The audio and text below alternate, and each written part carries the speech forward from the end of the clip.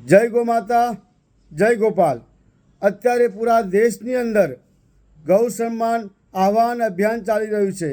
ત્યારે આગામી 27 એપ્રિલના દિવસે આપણે દરેકે પોતપોતાના તાલુકાની અંદર મામલતદાર કચેરીએ જઈને ગૌ માતાને રાષ્ટ્રમાતાનું બિરુદ મળે એટલા માટે આપણે પ્રાર્થના પત્ર આપીશું।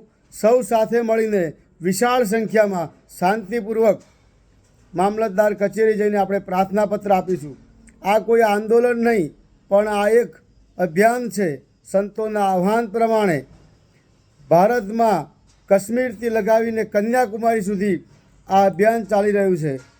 માં પુકાર કરી રહી છે કે શું તમે તમારી ફરજ બજાવવા માટે 27 એપ્રિલના દિવસે આવી રહ્યા છો? હું પણ આવી રહ્યો છું। ગાઓ વિશ્વસ્ય માતરમ, ગાય વિશ્વની માતા છે।